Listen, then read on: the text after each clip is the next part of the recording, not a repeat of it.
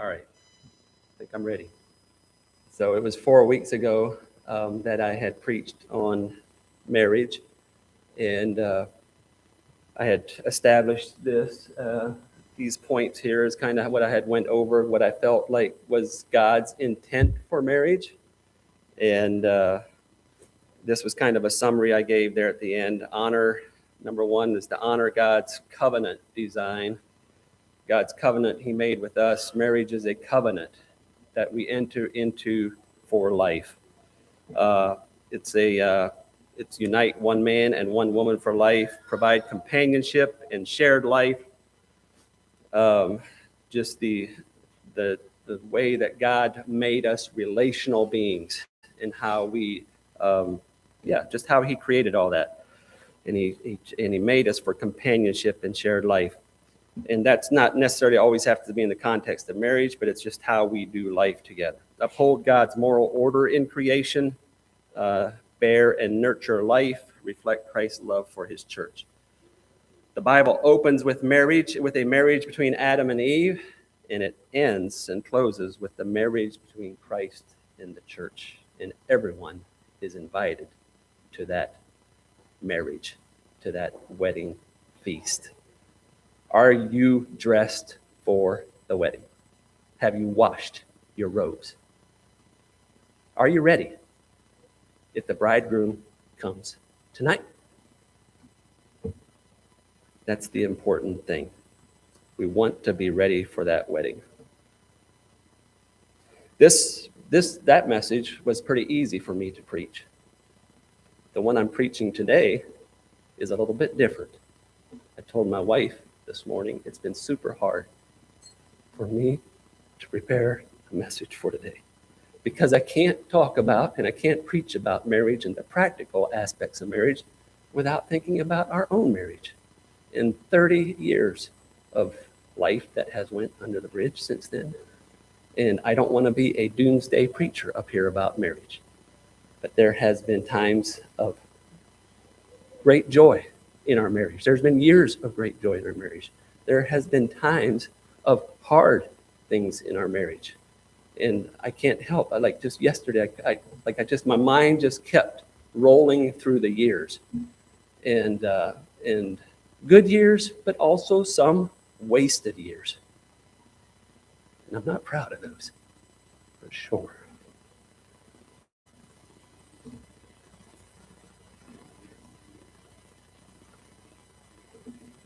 Between these two marriages is where we are. Most of us exchanged our marriage vows without realizing the depth of what those vows meant or the story your marriage is writing.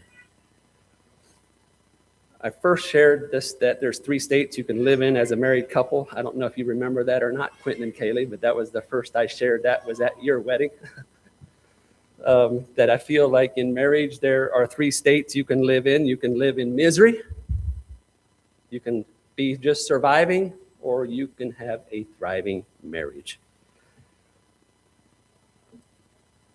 I feel like this church is blessed with thriving marriages. When I look at marriages here, I don't see marriages that are just surviving. And I'm grateful for that. Would you agree? Are you thriving in your marriage? Is that where you would put yourself at? Maybe you're not. Maybe you're faking it. Like we do sometimes. But I think our heart, and I think everyone's heart, I believe that in every couple here this morning, that is your intent, is to be a thriving married couple.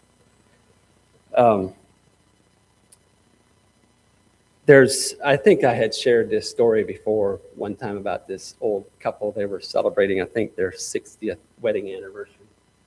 And they stood up to give their little speech, and the man was talking about how they enjoyed married life. And then he gave his wife a compliment. He said, "I have found her tried and true." Did you hear that one before? And she looked up at him and she said, "What did you say?" And he said it again, "I have found you tried and true." And she said, I'm tired of you too.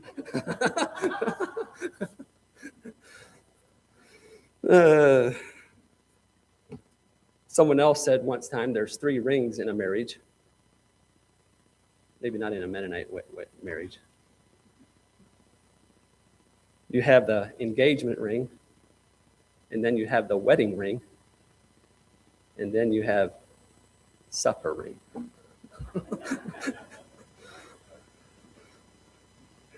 It's terrible. That's why I said I don't want to paint a doomsday picture here. But can marriages be better than we ever imagined or thought?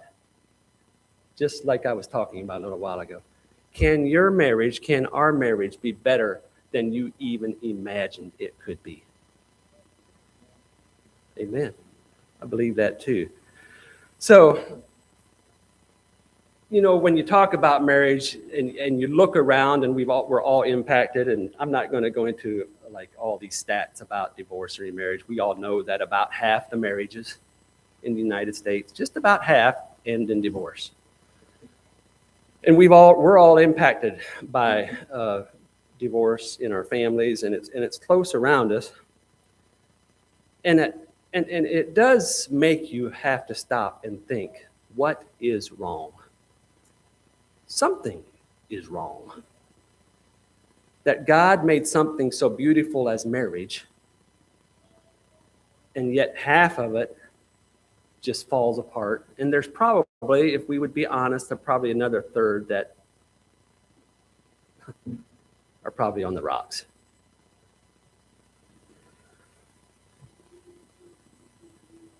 In life, there are things that happen that you remember exactly where you were when you heard about something happening. For some of you older ones, I imagine, Ruth, you remember when JFK was shot? You remember that, hearing that news, Martin Luther King Jr. being assassinated? A lot of us don't remember that, and I'm sure those were impactful things. If you're 30 years or older, you probably very much remember 9/11. You probably can remember exactly where you were when you heard that news. I was at a Kroger in Savannah servicing a book wreck when I heard the news.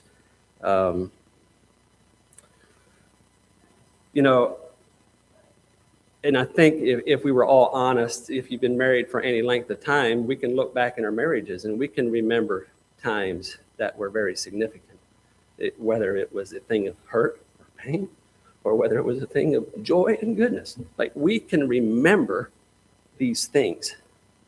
And the important thing, I think, in our marriages is what we do with these big things, because those things, when they come, if they're not dealt with, can really lead to, just like the Twin Towers, they can come, our lives can come crashing down, or our hearts can be assassinated with the things that we do to each other.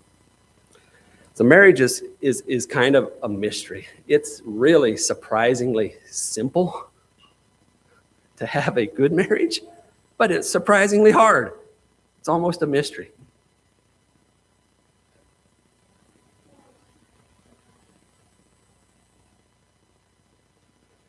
So how to stay married for life? We did establish that marriage is for life, and I'm just going to go through some practical stuff here. I would, at any time, if anyone has something that you want to add, or an experience, or like, you know what, I think you should add this in there too, you are more than welcome to do that as we go through here. So, how to stay married for life. Greater love hath no man than he lay down his life for another. That is what Jesus did for us, and it changed everything for us. It changes the core of who we are. It changes our identity. It's a love that in the midst of our brokenness and unworthiness gives us incredible value.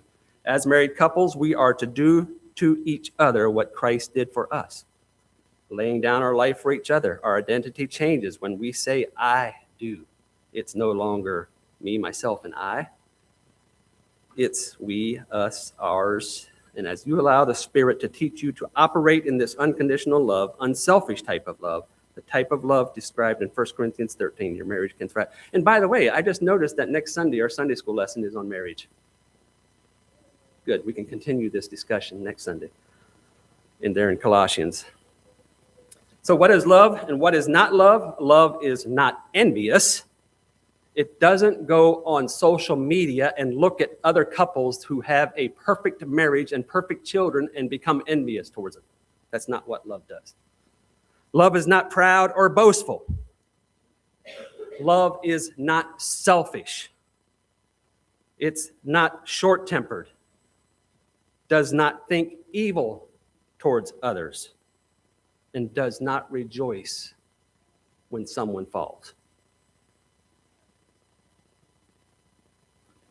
God is almost a bit humorous in the fact that I believe that he made marriage to fish the selfish, to fish the self out of us. He uses the context of marriage in a way to reveal our hearts. And it often comes out in an ugly way. Sorry, Sonia. Love is patient. When your wife is still putting up her hair or getting ready and you're late and you're honking the horn and you're saying we got to go, love is patient. Love is kind. Love speaks words of affirmation. It speaks words of care. Love is kind. Love is slow to get angry. Love delights in truth. Can you as couples be truthful with each other? Love delights in that. There is nothing that love cannot endure, and love will never fail. Our demonstration of love often fails. When we give love, we show love, responding in love, that is where we often fail. But love itself never fails. Do not base your love for each other on whether you deserve it or not, but rather on a commitment to love no matter what. That one's a little bit hard. And my wife and I go around on this one a little bit because I feel that you can be committed to a relationship and have a miserable relationship. My point is, I think sometimes we have taken commitment to the level that I am committed. I will never leave Sonia. I'm committed to it. But that doesn't ensure that we're going to have a good relationship. I believe there's a lot of committed couples that won't separate that are absolutely miserable. So, what is this? Do we have to have commitment? And I think where commitment comes in is that commitment has to go way farther than we're never going to separate. The commitment is the part that I'm going to be and do each and every day what makes you thrive as my spouse. That's commitment. It's not that hard to be committed for life. Maybe. Is that a true statement? I don't feel like that's difficult. But when I think about commitment on an everyday basis, helping my wife to thrive as a person, that's a whole different level of commitment.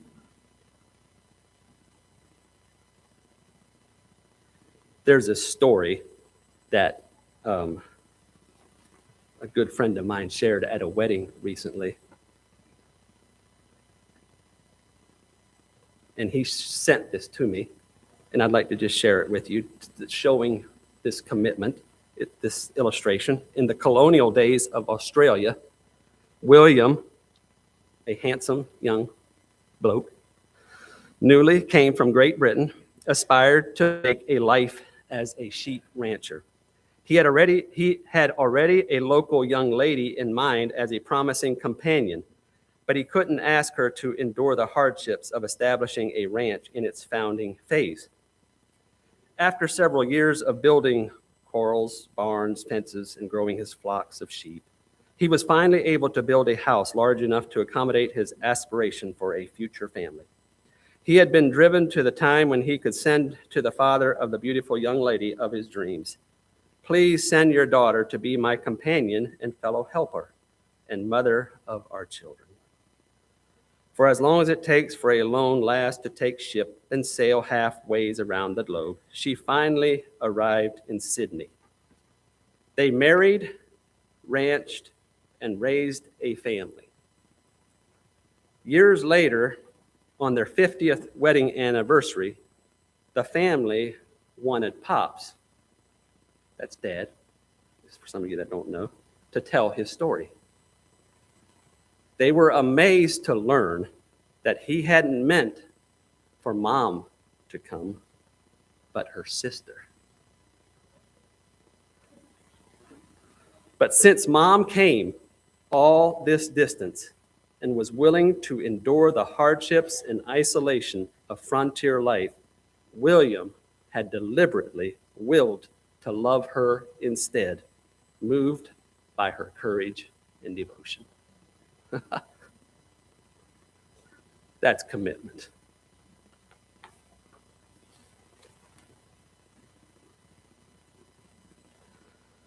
How to stay married for life. Love and respect will create an environment that invites vulnerability and closeness, which will make your marriage thrive. Women need love and security. Amen? You guys identify? What does that look like? What does love and security look like to a woman? It's not, just say it.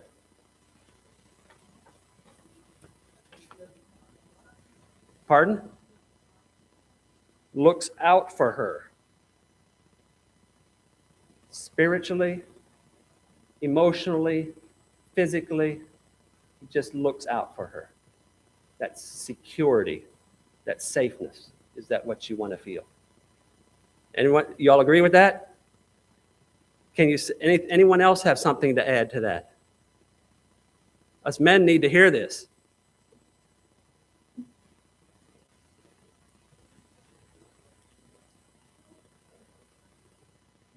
I have here, he that is greatest among you, let him be your servant.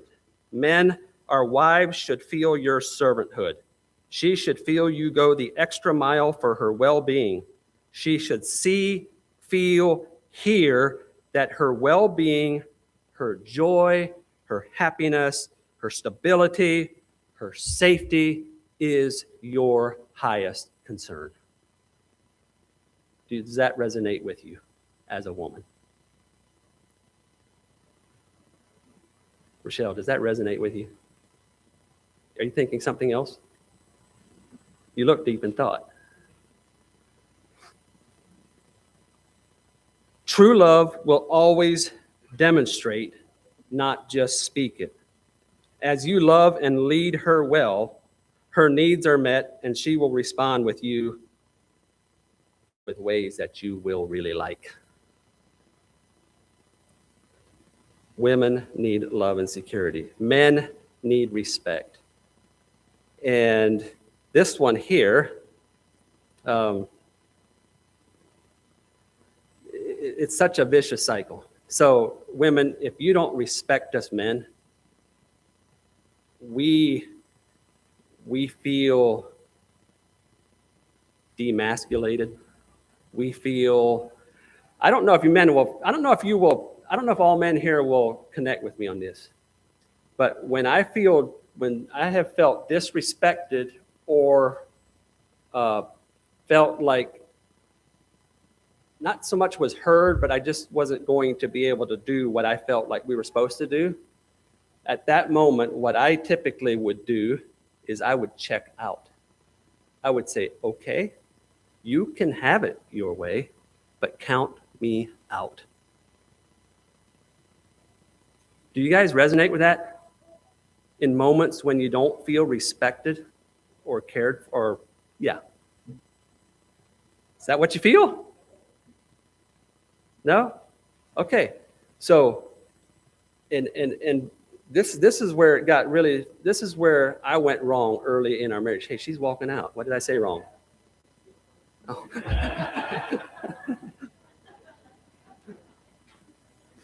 I think that's room for divorce, right? If they burn the food.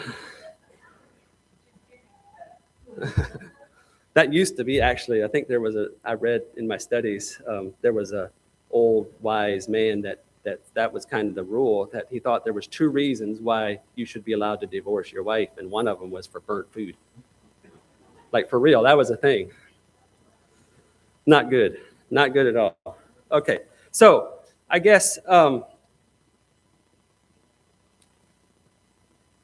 in this whole area, I think of a woman and her need for love and security. That to me is so feminine. Like, there's not a man that doesn't want to offer that for a woman. That protection. We will give our life for you. We won't think about it twice. We can do it. As a man, we can do it. We'll walk on the dangerous side of the street. If someone breaks in, we'll jump up and we'll grab the dude by his hair and drag him out. We don't think twice about it. It's who God made us to be. And I believe, but often in the emotional areas of life where a woman needs to be cared for, we maybe struggle a little bit harder as a man to really care for a woman's heart when these big things aren't happening. But back to the respect thing. I remember it was back in 2012. Actually, I'm getting ahead of myself. That story's for another one. Ephesians 5, it just talks there about love and respect. And do any of you men have anything on that? Like, what does it feel like to you when your wife respects you?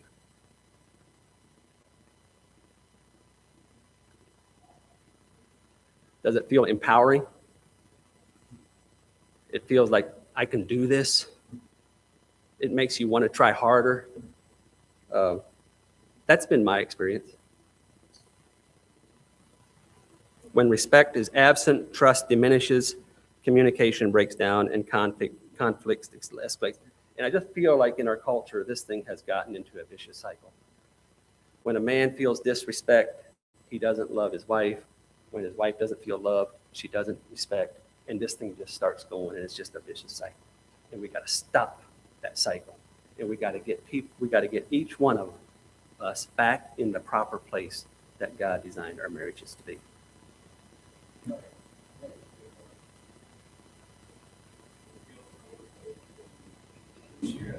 Respect. It's also convicting when she gives respect and they know in the moment it's not really deserved. And so there's also something that's kind of like almost convicting sometimes. And I don't know if that makes sense. She probably doesn't feel like it in the moment either, but she offers it anyway.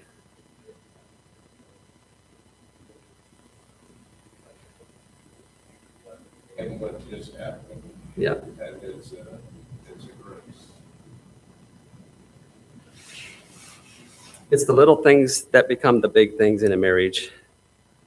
Making your partner feel loved does not require grand romantic getaways. It's the small, consistent habits that build a foundation of security and joy in relationship. It's the lingering kiss that communicates "I love you" and is scientifically proven to reduce stress. It's a small compliment. You look great. Or you did an awesome job. Or I admire how you handled that difficult situation. It's those little words like that. It's paying attention to the things you know annoy your spouse and to take care or fix them before they see it. Like putting the chip bag away after church before you see it. My wife does not like when I come home from church and go to the chip aisle. It's a random call or text in the middle of the day saying, just thinking of you and hope your day is going well. Can't wait to see you tonight.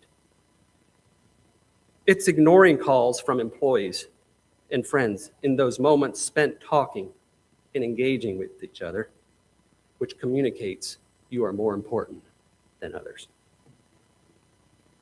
It's grabbing a coffee or a favorite drink and taking it to them. For us men, when our wives are venting about their day, don't try to fix the problem immediately, but reply with, "That sounds super difficult. I'm sorry you are having to deal with that."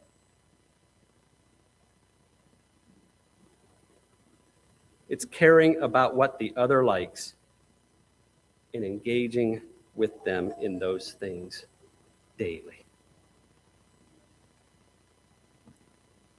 Like building a chicken coop when you'd rather not have chickens. What is it for you? What have you done for your wife that you really didn't want to do, but you did it because you knew she loved it? Can we do that as men? It's praying for each other and thanking God for your spouse. And tell God the things that you are thankful for in your spouse. And that doesn't have to be with her. That can be alone with you and God. It can change your heart towards your wife. But it's also the little things that can put a wedge in our relationships. It was 2012. I had just been ordained as the deacon here at our church. And with doing book work and stuff, we had an old computer, but we needed to upgrade our computer. And my wife and I could not agree on what type of computer to buy. She wanted a desktop. She had concerns about a laptop going and ending up in people's rooms and going here and there. And she saw some danger in it, which was valid caution. I wanted a laptop. I was used to a laptop. I knew I would start preaching, so I wanted a laptop. We could not settle that matter. It went for, I think, almost a year before we bought a computer. You'll have to ask us who won. Huh? I have my laptop now. She won, okay? But you know what I had to deal with every time I would go to that computer? I don't know how many times I sat there and said, I had to give it to God and say, I'm not going to hold this against my wife. I hated that desktop computer. But it's that little thing, a crazy little thing about a computer that had the potential to trip us up. Maybe one of you is a spender and one of you is a saver. Can cause massive ripples in a marriage relationship.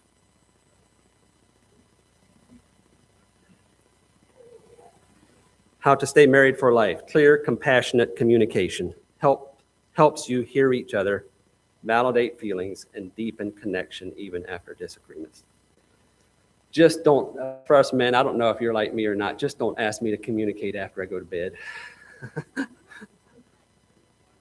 After 8 o'clock. I can't name how many times we would be laying in bed and she was over there yapping, just talking. And the twitch would happen. Did you just fall asleep? No, I'm awake. Keep talking. And soon another twitch, and she would then forget about it. But communication is huge, and this is one thing that I had to, for me, was hard early in our marriage, was to learn how to communicate what I was feeling. So Sonia she's pretty passionate about stuff, and that's not a negative thing.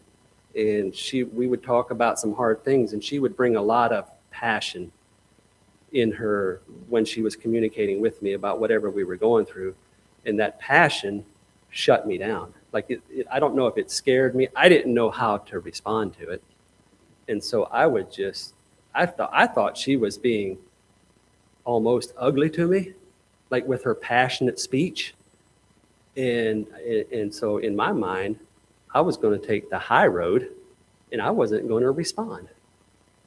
If I can't respond nice, then I'm not going to respond. And little did I know it. I mean, this took quite a few years for us to be able to talk through this. But what really I was doing in that moment is I wasn't offering her my heart. I had things to say. It was almost like a form of retaliation that in my heart I was giving her, that I wasn't going to offer her my heart. And that ended up being very painful for her, knowing that I did have things that I could have said and should have said, and I chose not to. And so it's very important in a relationship that you establish early on in your marriages a great platform and provide honest things honest in the sight of all men. Like provide on what is really going on in your heart, and to be able to share that in a way that's not condemning to the other, but it invites just a closeness and a companionship. And I think that will go a long way in your marriage.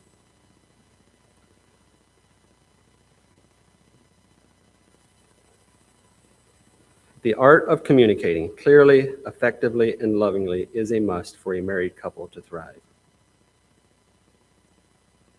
Anyone have anything to say about communication? We're out of time.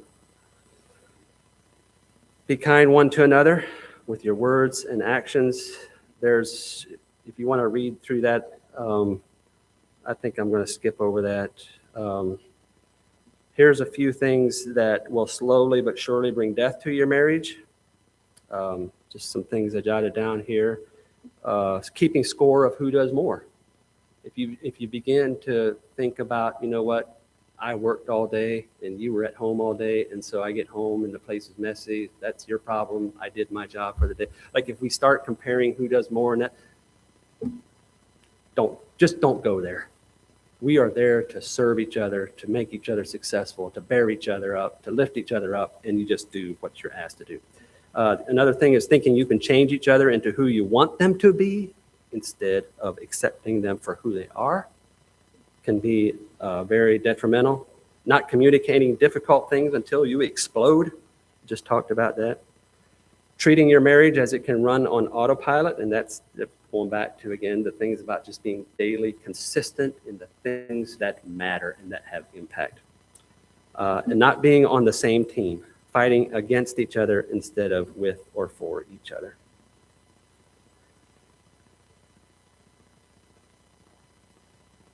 When we were young, what is your vision for your marriage? I asked Jamie last night.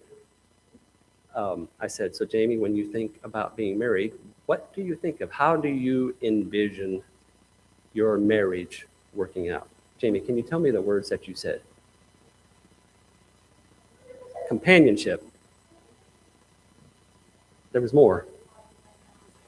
A lot of laying down self. There was another one between the two.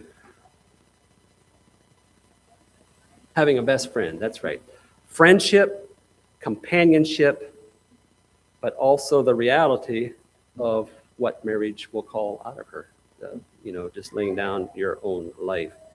So it's easy for us to have a vision before we get married. We can envision what it should look like. My question to you, is that vision still alive?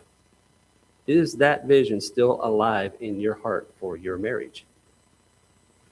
When we were young, we had a vision for what our marriage would be like. We probably would daydream about it. We would and picture how it would play out. Is that vision still alive and guiding you as a couple? Has the vision been replaced with the reality of your marriage? Maybe you're in a place where that's not the reality of what you had envisioned, and maybe you are discouraged and think, you know what? I'm not even close to my original vision. That vision needs to be revived. That vision can be a reality for you in our marriages. Where no vision is, the people perish. Do you have a vision for your marriage? So, is this your vision? Again, back to what we had established as the way God intended marriage to be.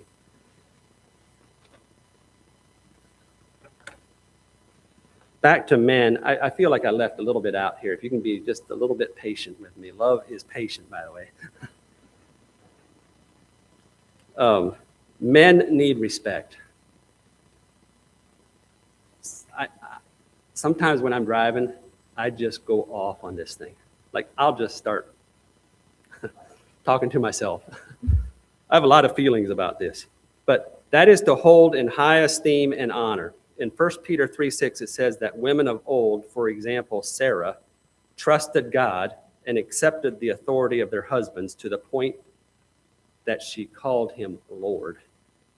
Or she could, the same word would be master. She verbally declared his position as her husband. Now, this was after Sarah was told to lie about who she was. Abraham told her twice to lie about her being his wife. Tell him you're my sister, which was kind of true, but it was still just a blatant lie. Can you imagine what Sarah felt as a woman? What if your man would tell you to lie about you being my wife? She probably had a bag full of emotions that she had to deal with, and I imagine Abraham later on felt a lot of guilt and shame for what he did as well. But it was that when one of the last wedding messages I preached, I was thinking about this whole thing, and so I looked up. I was like, when was the first time that Sarah called Abraham Lord? She hadn't done it earlier. You can fact check me on this, but what I found, and I didn't research it in studying this, but what I found back then was it wasn't until right before the promise came for Isaac. And it says, should I find pleasure in my Lord, or something like that, or maybe several different places. But it's just interesting to me. I wonder if it took years of healing in their relationship, and God was waiting for them to get back to a place where they held each other in their rightful place. And when he saw that they were there, he brought the promise. Interesting thought. If you're needing a miracle in your marriage, make sure you're holding each other in their rightful place.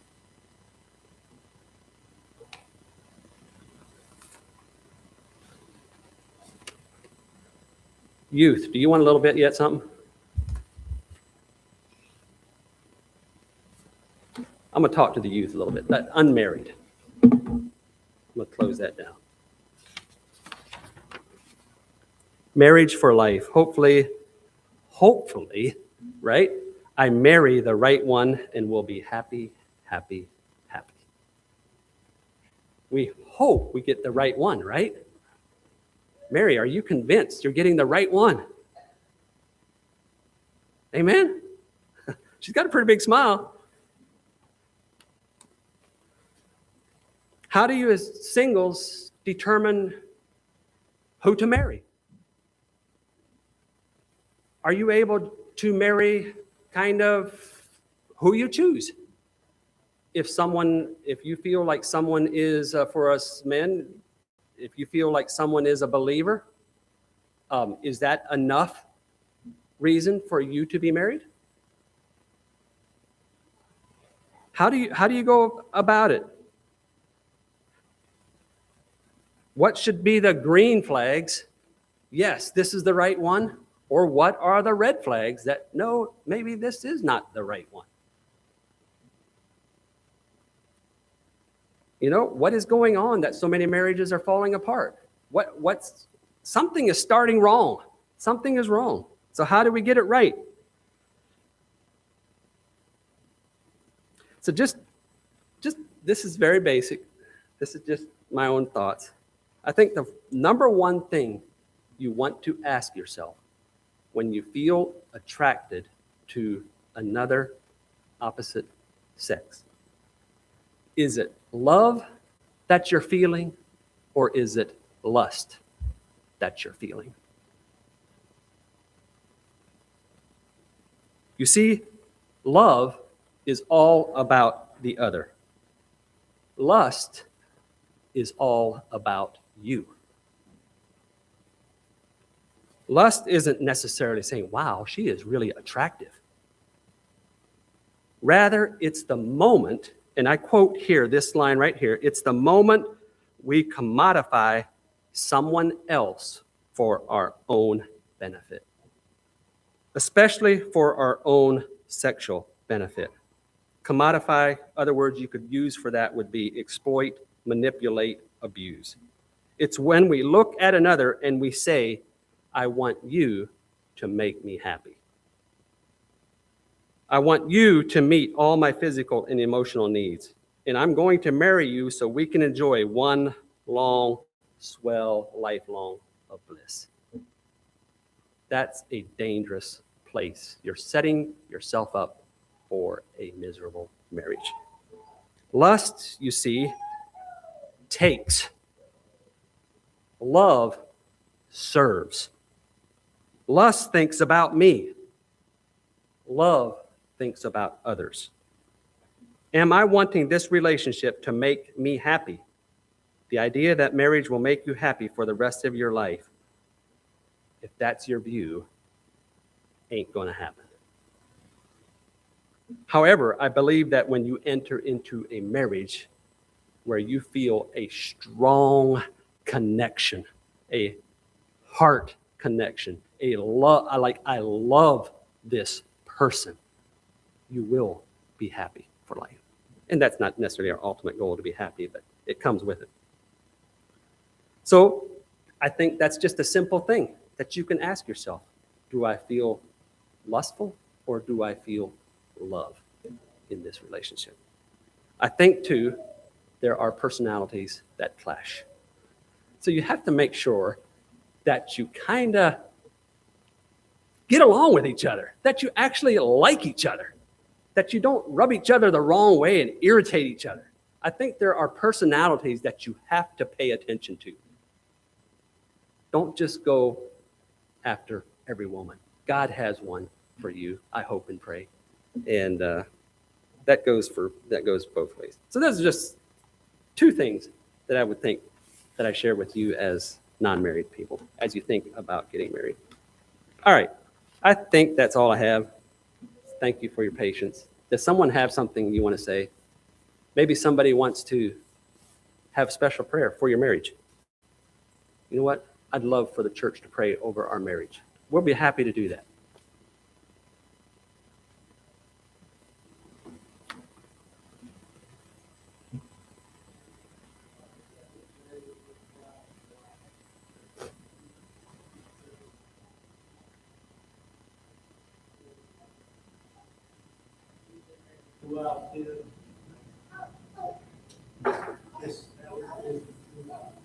Thank you. I think we thank you for not only the wisdom and what you shared, but also the vulnerability of how you served us and being vulnerable with yourself, your marriage, and love others.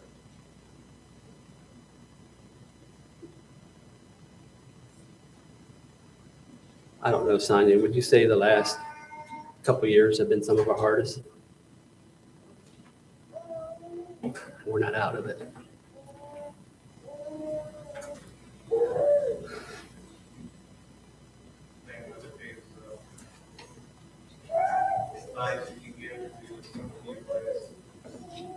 You're looking for a partner that's how they talk about others, how they treat those around them.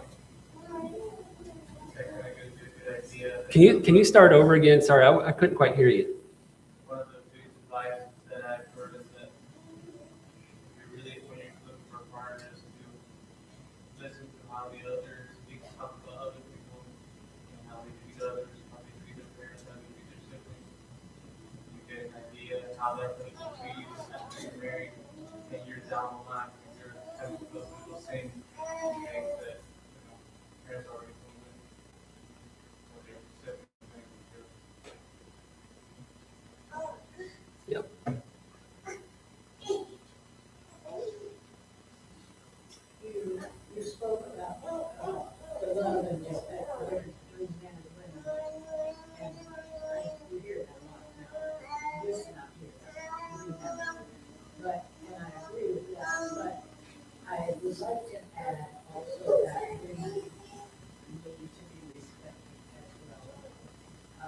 They're closely related. especially like for the husband to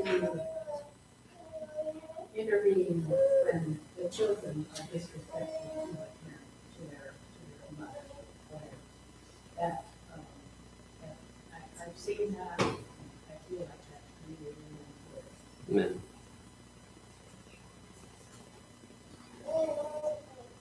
What did you mean, you said mending, respect, and peace? I don't remember if you touched on the peace part of it.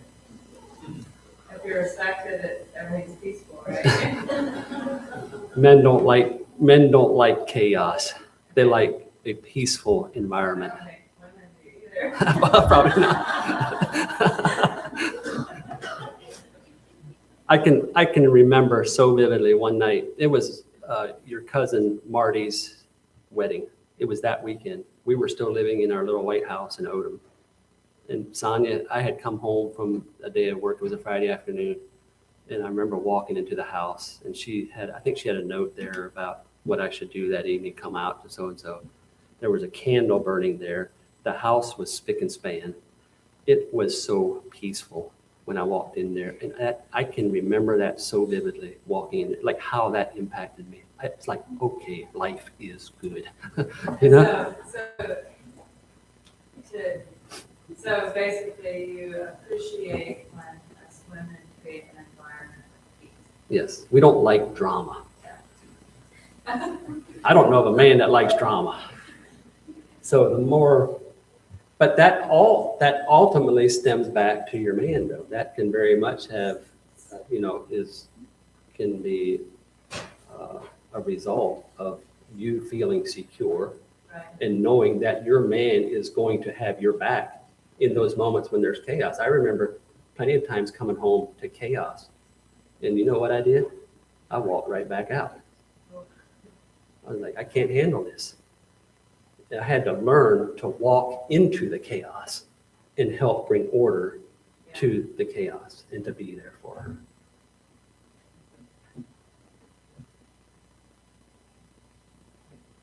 It's real. I'm telling you, marriage is real.